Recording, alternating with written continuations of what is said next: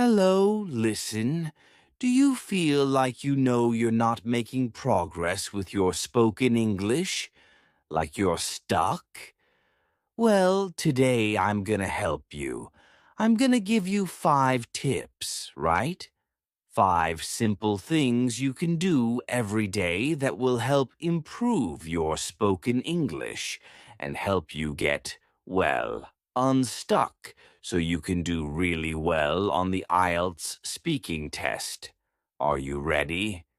Then come with me. Hello again. So, my name is Ariel, and I run the Bookish English, here to help you speak better English, give better answers, and get a higher score on the IELTS speaking test. So maybe, right, you've taken the IELTS test several times, but you're stuck at the same level, maybe a band 6 or a 6.5. There may be several reasons for this, and today I'm going to look at the most common problem for being stuck. Right, and actually, it's not that you need more exam technique or tips. It's just that your overall level of spoken English is too low. So, the English in your head might be great, but when you speak, it's just not the same. As a student once said to me, he said, "You know, when I have ideas in English, the English in my head is like driving a Ferrari. It's great. But then, when I speak, it's like a car crash," which is a great image, I think, for many, many students. So today I'm going to address that and help you improve your spoken English with these 5 tips. I'm going to look at the following: how to learn speaking, how to automate your vocabulary, how to increase fluency, how to gain confidence, and how to make sure you're choosing the right tools to help you. Right? Okay, let's begin. So, first of all, how to learn speaking or how to learn how to speak. The most important tip here, I think, is to learn speaking by listening. Unfortunately, many students around the world learn speaking with books, by looking at words, by reading and reading aloud. And why? Well, probably because their teachers told them. And the reason their teachers told them is because they learned that at school too. And I think one reason is, in the past, there was no access to the native speaker voice. Right, but the world has changed, and unfortunately, education has not changed. But it needs to. Why is this important? Because speaking and writing are 2 different systems. A bit of history to explain. I like history. Our speech, we have been speaking for over 10,000 years. We have only been writing for maybe 4 or 5,000 years. Right. We began writing with the Egyptians and the Sumerians with their cuneiforms in about 3000 BC. Speaking came first. Writing was a way to capture what we say, and grammar is a way to capture what we speak. And it does a pretty good job, but it's not perfect. And yet still, so many people choose books to help them learn to speak. It's the other way around. We should start with the speaking and the listening, and the books come later. It's a bit like, right, imagine Messi, the football player, comes knocking on your door with his football, and he says, "Hey, Ariel, would you like to come and play football with me?" And you go, um, "No, actually, I'm just gonna stay at home and read this book about football. What? Why would you choose to read about it when you can be doing it, right, and learning really well? I mean, the book can be useful maybe later, but start with the doing. Start with the listening and the speaking, and the writing comes later. Learning by listening. If I haven't convinced you, let me finish with convincing you. Learning by listening has the following benefits. First of all, you learn natural spoken English. You know that the language is spoken, not written. You learn pronunciation. You get the context, so you know how to use the language when you're speaking. It's a no-brainer. You must begin by listening. And I said earlier, right? The world has changed. We are now surrounded by native speaker texts or proficient speaker audio texts, videos, Netflix, YouTube. You can get it anywhere. Bookish English, if you've heard of that. There are audios all over the world at the click of a button. So start using it. Learn your speaking by listening. Okay, number 2. How to automate vocabulary. I love that word, automate. Great word, Ariel. Yes, what does automate mean? It's a good question, and I'm glad you asked. To automate something is to make it automatic, like without thinking. Do you know the phrase autopilot? To do something on autopilot. Sometimes I'm driving on autopilot. It just means I'm driving without thinking at the same time. So, you may know, actually, I have a fluency course, and a strong focus of the fluency course is to automate grammar. So we look at maybe 16 different grammatical items, and through practice, automate them, so you're using them without thinking. Now you can do the same with vocabulary. Automate your vocabulary. How do you do it? Very simple tip, tried and tested method. Repeat and juggle. What do I mean by that? Well, first of all, you find something to listen to, right? Remember what I said in tip number 1. Learn speaking through listening. You listen to something and you repeat a word or a phrase, maybe a collocation, right? So you're listening to something, for example, an audio tape, and it says, I love Paris. And you go, stop, I love Paris. And you repeat. Right, that's the repeat. Easy peasy. The juggle is that you then change a word. What is juggle? Good question. Let me show you. Juggle, right? Oranges, like the magician. This is juggling. Whoa. Now, why do I call it juggling? I don't. Why do I call it juggling? Because you take a word and you change it. Right, so in our example, I love Paris. I change the word Paris. I love Hanoi. I love New Delhi. I love Manchester, right? Easy. Now, you can juggle by changing the word, or you can change the tense. I love Paris. I love Paris. I will love Paris. I used to love Paris. I'm sure I would love Paris if I could go there, right? So you're juggling the tense.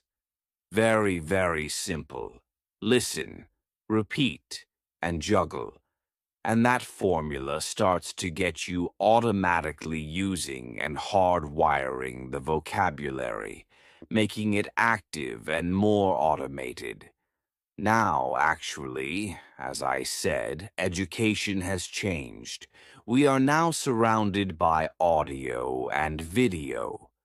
There's lots of it, and there's lots of really good tools you can use.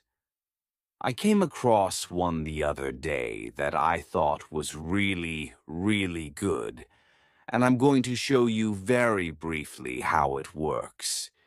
It gives you access to lots of audio and video and helps you do this repeating and juggling.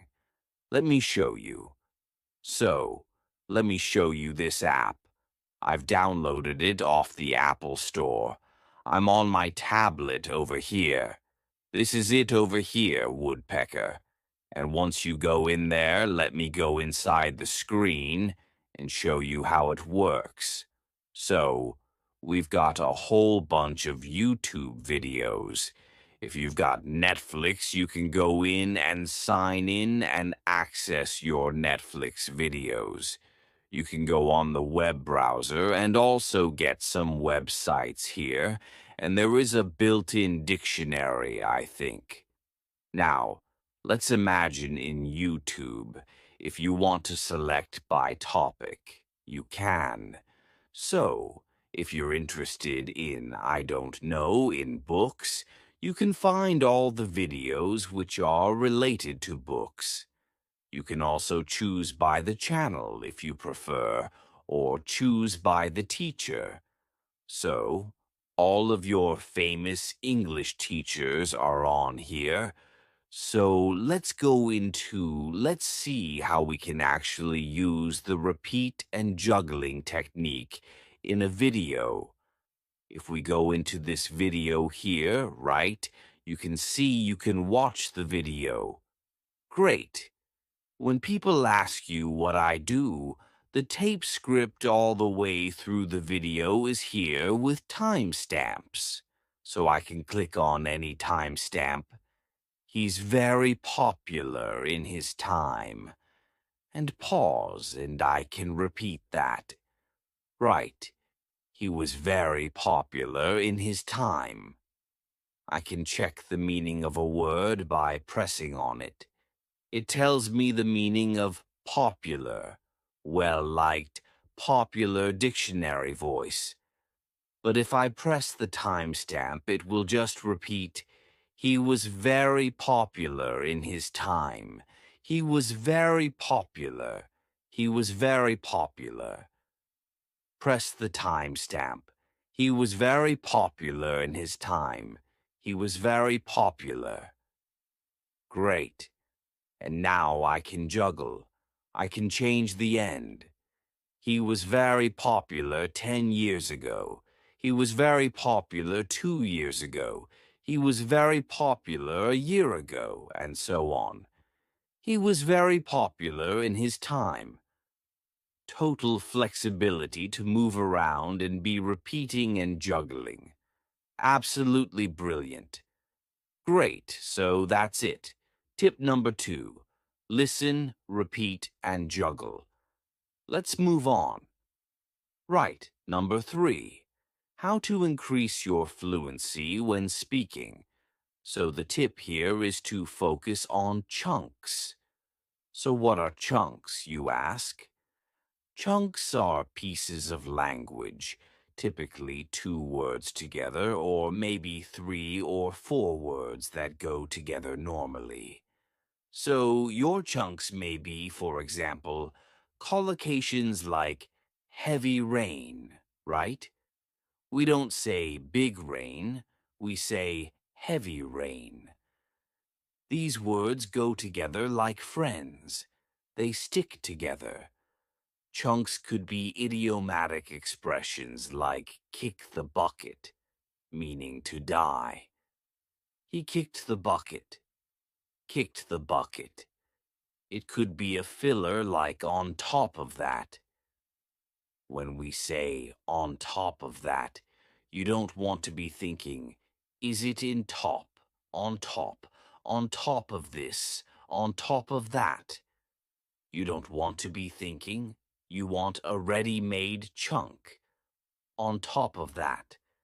So you learn the chunk without thinking about all the words, and this, as you can imagine, speeds up your fluency.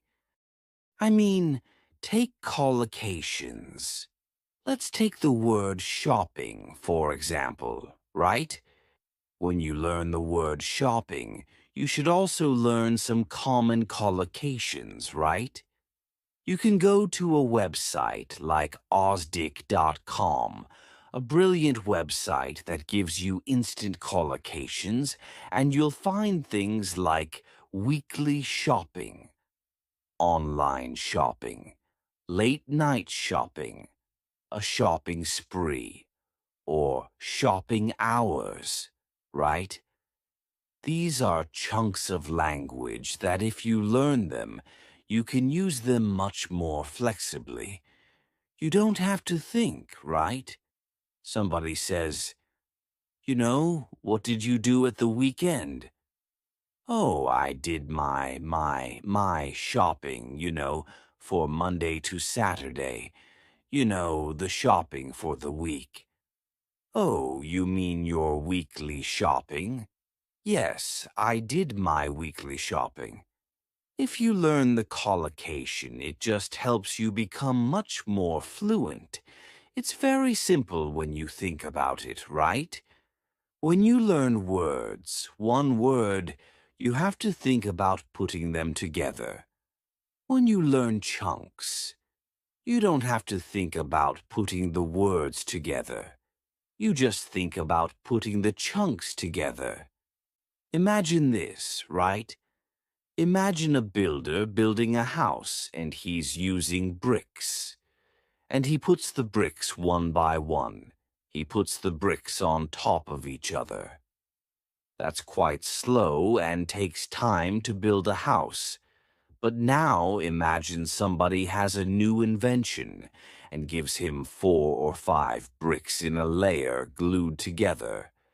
And all he has to do is put the layers of bricks on top of each other. It's much faster, and what's more, the house is going to be better because it'll be more accurately aligned. It's more accurate, and it's the same with language, right? Using these layers or chunks, it's more accurate. It's faster. You become more fluent. So when you're learning vocabulary, think and learn and use chunks. Let's move on. Right. Tip number 4. How to gain confidence.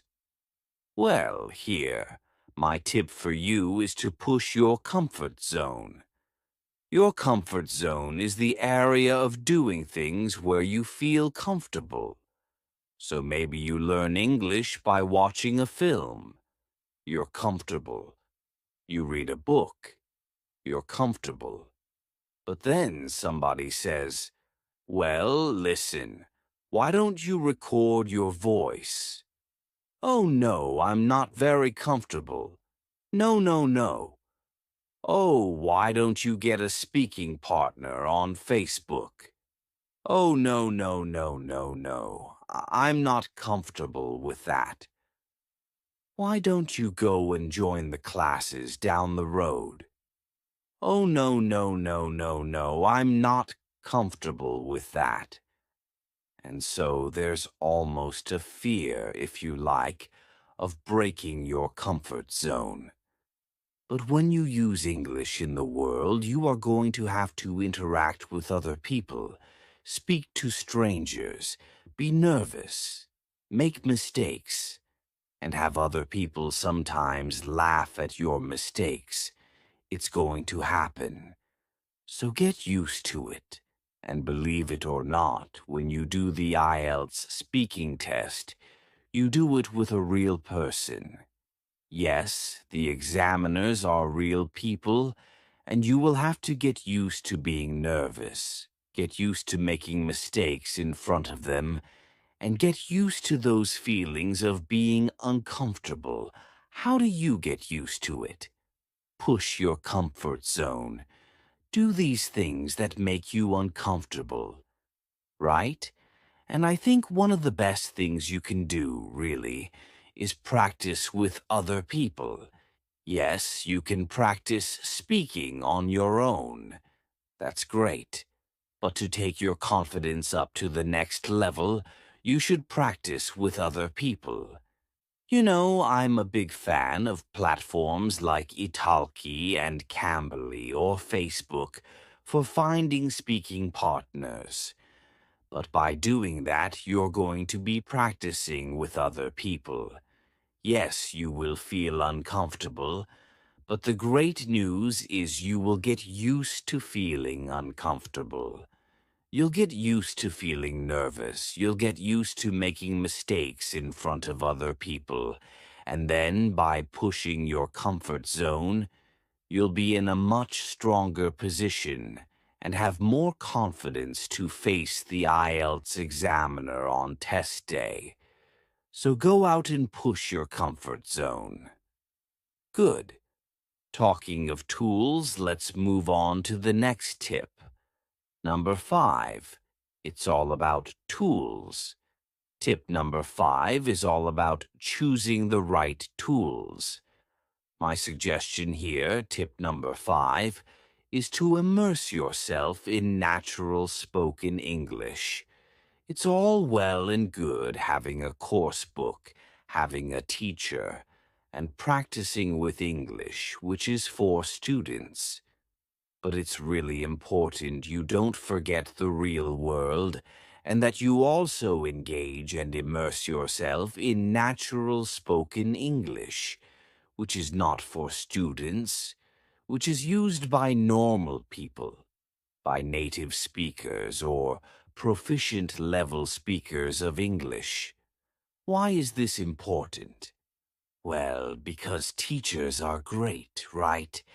But teachers and course books normally limit the language they expose you to. They speak slowly.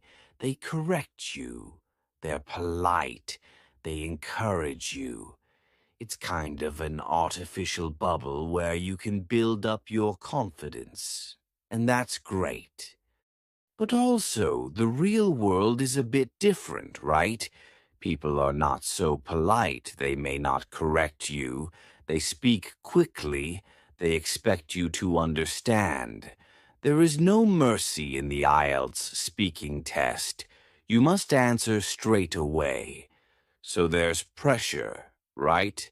So I think having, of course, the teacher, the course, and the book, that's great. But also make sure you're immersing yourself in spoken English. And this connects with a lot of things I said earlier, right? About listening, learning, speaking by listening, about using different tools. So nowadays there is so much opportunity, and I'm sure you know, through videos and podcasts that you can find on the internet, on your television, or through your radio. If you still have a radio, call me old-fashioned, if you will. But there's lots of opportunity to be listening and watching. I think it's great to be looking at news broadcasts, current affairs shows, chat shows, interviews with people, great natural English. TED Talks can be great. Obviously, films are good. I mean, bear in mind, films are scripted, so they're semi-natural, but still a great source to immerse yourself in English. And also, there's the tool I mentioned earlier, right? Which I think has a great balance because it's the Woodpecker Learning app. It gives you not only access to ESL stuff, so stuff for students, but also the real-world stuff. You get access, I think, to hundreds of thousands of videos that you can choose from on the app and be watching them all in one place. Lots of them have got subtitles, right? So that gives you the support if you want the written support. But it's a great opportunity to submerge yourself or immerse yourself in the natural English language. Go and check it out. I'll put a link in the notes below. You can go and download it. It's out on Google and Apple. Go and have a look and let me know. Here you go. Let me know in the comments below what you're watching on the app now to help improve your English. Go and check it out. It's free. Of course, lovely. Let's move on. So listen. Those are my 5 tips to help you improve your English speaking skills. So, we've looked at how to learn speaking by listening, how to automate vocabulary, repeat and juggle, how to increase fluency with those chunks, how to gain confidence by pushing your comfort zone, and how to use the right tools and immerse yourself in English. Great. And remember these are tips, but it needs day-to-day practice. Be patient, but be persistent. Keep practicing day after day. That's what it's really all about, because we're talking about increasing your overall level of English. It takes time, but it's fun. It's great. And I hope with these tips, it will help you maybe move from being a struggling IELTS student to being a successful IELTS speaker. Now, that would be nice, wouldn't it? Great. That's it. Please do subscribe. Remember to turn on notifications on YouTube so you can find out about my upcoming videos. Do leave me a comment below. Let me know what you're watching or listening to help improve your English today. Brilliant. As always, it's been fun and a pleasure. Take care, my friend. Bye-bye now.